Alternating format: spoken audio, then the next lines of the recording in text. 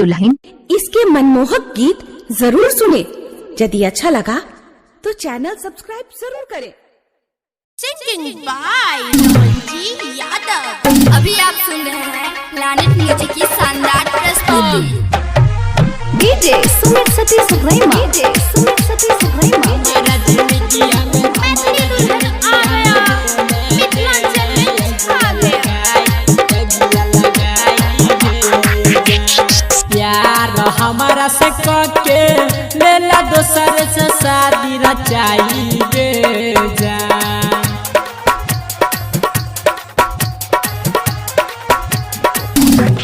प्यार हमारा से के लेला दोसर से शादी रचाई गे जान। ये जान गे लेला तू रचाई गे जान।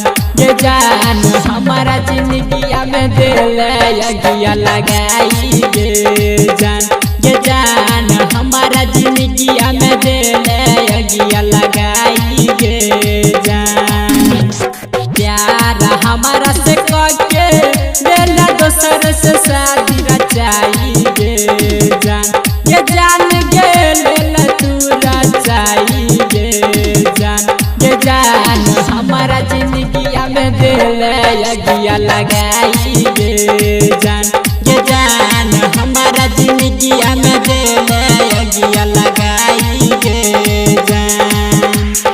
अभी आप सुन रहे हैं प्लैनेट म्यूजिक की शानदार प्रस्तुति। डीजे सुमित सतीश रैमा। डीजे सत्यम मदना बाजार। हमारा जिंदगिया में दिल अगिया लगाई गे जान।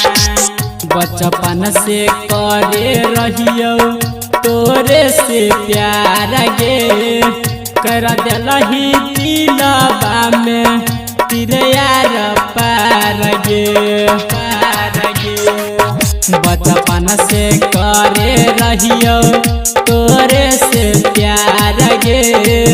कर दिलही दिलवा तू यार पार गे।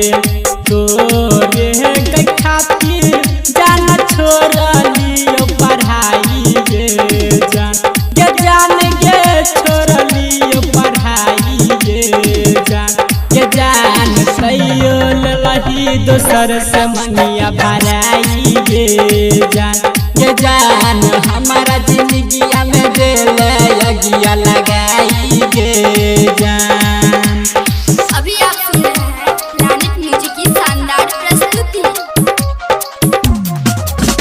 डीजे सत्यम मदना बाजार। हमारा जिंदगिया में दिल अगिया लगाई गे जान।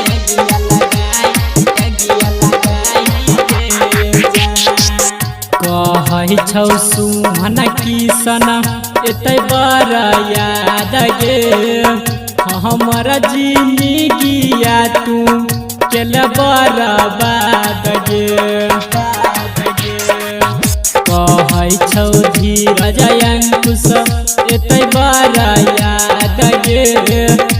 हमारा जिंदगिया तू केल बर्बाद गे। रमन यादव कह बनल हर जाई गे जान। ये जान गे बनल हर जाई गे जान। ये जान सैयो लही दोसर से मनिया भराई गे